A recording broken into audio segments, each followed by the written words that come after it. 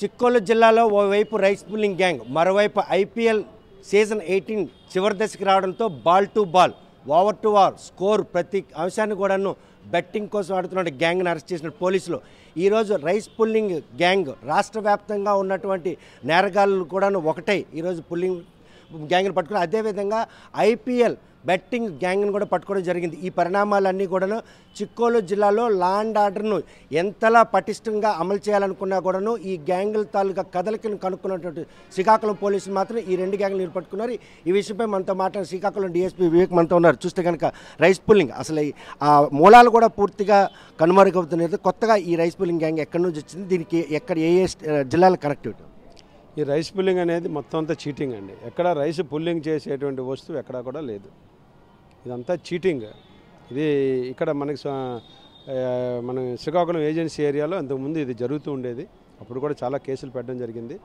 నిన్న సర్బుజుల ఎస్ఐ గారికి వచ్చిన సమాచారం మేరకు ఒక ఇంట్లో ఈ రకంగా మా పాత్ర అమ్ముతున్నారని చెప్పి సమాచారంతో రైడ్ చేయడం జరిగింది.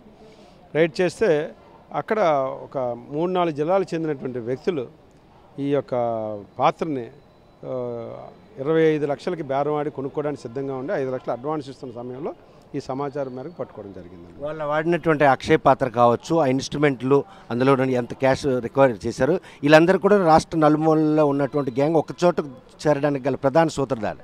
ఇందులో భద్రయ్య అని చెప్పేసి ఆయన ఈ పాత్రని అరేంజ్ చేశాడండి. మొత్తం అంతా ఏజెన్సీని తెచ్చాను, చాలా అద్భుతమైన పాత్ర, ఇది రైస్ పుల్ చేస్తుంది, ఇంట్లో ఉంటే మంచి జరుగుతుందని చెప్పి వీళ్ళని రవిశంకర్ని అలాగే రాజుగారిని నమ్మించాడు.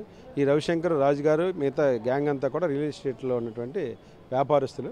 వీళ్ళందరూ కలిసి దీన్ని 25 లక్షలకు కొని 50 లక్షలకు అమ్మాలనే ఉద్దేశంతో వీళ్ళు అక్కడ గ్యాదర్ అవ్వడం జరిగింది. ఈ టెస్టింగ్ చేస్తున్న మూమెంట్లో వచ్చిన సమాచారం మేరకు ఎస్ఐ గారు రైడ్ చేశారు. వాళ్ళ దగ్గర 5 లక్షల రూపాయల క్యాష్, వాళ్ళందరూ వచ్చినటువంటి 3 కార్లు, అలాగే వాళ్ళందరి దగ్గర ఉన్న 10 సెల్ ఫోన్లు, అక్షయ పాత్ర, డూప్లికేట్ పాత్ర, అది పెట్టుకోవడానికి ఇన్సులేషన్తో తయారు చేసినటువంటి ఒక అట్ట బాక్సు, ఇవన్నీ కూడా సీజ్ చేయడం జరిగింది. చేసి ఇప్పుడు కోర్టుకు పంపించారు. కనుక ఎవరైనా బాధ్యత ఇచ్చిన ఫిర్యాదు మేరకు మీకు వచ్చినటువంటి సమాచారం మేరకు వాళ్ళని పట్టుకున్నారు. ఇది ఎస్ఐ గారికి వచ్చిన సమాచారం మేరకేనండి. ఆమెకు వచ్చిన సమాచారం మేరకు ఇమీడియట్గా రైడ్ చేయడం జరిగింది. అందరినీ కూడా సక్సెస్ఫుల్గా పట్టున్నారు. ఎస్పీ గారు కూడా చక్కగా. ఐపీఎల్ సీజన్ 18 ఎండ్ స్టేజ్కి వచ్చింది.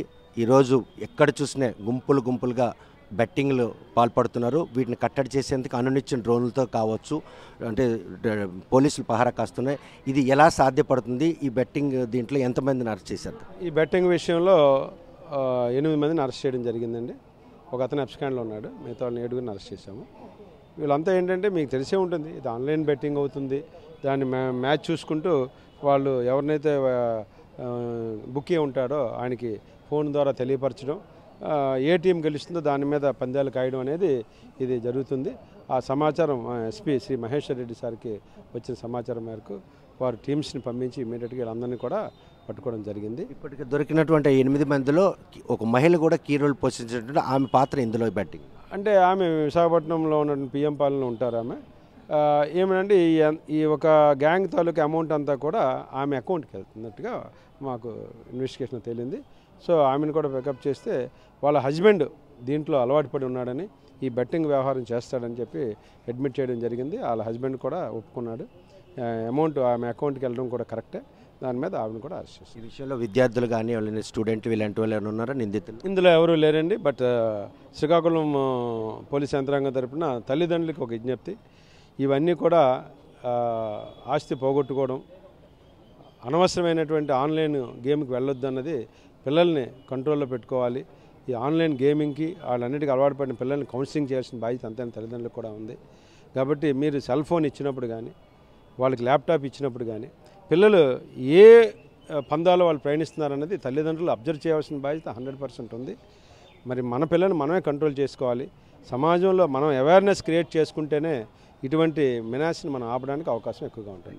కనుక ప్రస్తుతం మాత్రం శ్రీకాకుళం జిల్లాలో మరోసారి మాత్రం ఈరోజు ఏదైతే రైస్ పుల్లింగ్ గ్యాంగ్ భాగోతం బయటకు పడింది, రాష్ట్ర నలుమూలలో ఉన్నటువంటి నేరగాళ్ళందరూ ఒక చోటకు చేరి ఒక అక్షయ పాత్ర కనుక కొంటే కనుక అది ఇంట్లో ఉంటే డబ్బులు వస్తుందన్నట్టు నమ్మబలికించే ప్రయత్నంలో సర్బుజ్జుల ఎస్ఐకి వచ్చిన సమాచారం మేరకు ఆ గ్యాంగ్ను మాత్రం పట్టుకుని జరిగింది. వారి దగ్గర నుండి 5 లక్షల రూపాయల క్యాష్, అదేవిధంగా అక్షయ్ పాత్రతో పాటు ఒక డూప్లికేట్ బాక్స్ను కూడా స్వాధీనం చేసుకున్నారు.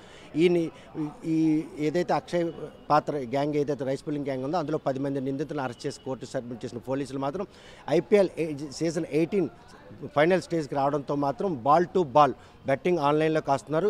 ఈ 8 మందిని అరెస్ట్ చేసిన దాంట్లో ఒక మహిళ మాత్రం ప్రధాన పాత్ర పోసింది.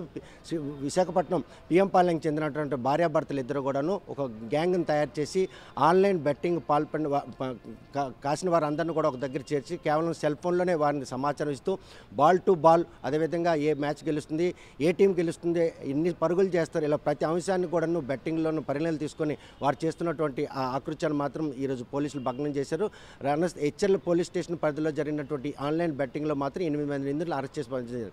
ఓవైపు రైస్ పుల్లింగ్ గ్యాంగ్, మరోవైపు బెట్టింగ్ గ్యాంగ్. వీటిని మాత్రం మూలాలు వెతికేందుకు పోలీసులు చేసిన ప్రయత్నంలో ఆ నేరాలు మాత్రం అదుపు చేసేందుకు మాత్రం తల్లిదండ్రులు పిల్లలకు సెల్ ఫోన్లు ఇచ్చినప్పుడు ఆ ఫోన్లో వారు ఎటువంటి ఆకృత్యాలు పాల్పడుతున్నారో, లేకపోతే వాళ్ళు దాన్ని సవ్యంగా వినియోగిస్తున్నారా, లేకపోతే ఆన్లైన్ బెట్టింగ్ వినియోగిస్తున్న విషయం తల్లిదండ్రులు కూడా పర్యవేక్షించాల్సిన అవసరం ఉందని చెప్పి పోలీసులు సూచన చేస్తున్నారు. మరి ఈ విషయంలో బెట్టింగ్ నిర్మూలనకు తల్లిదండ్రులు కూడా తమదైన శైలిలో పాత్ర పోషిస్తారని ఆశిద్దాం. వీడియో జర్నలిస్ట్ రామకృష్ణతో సత్యం, RTV శ్రీకాకుళం. ఇండియా పాకిస్తాన్ తాజా అప్డేట్స్ కోసం డౌన్లోడ్ చేసుకోండి RTV లైవ్ యాప్.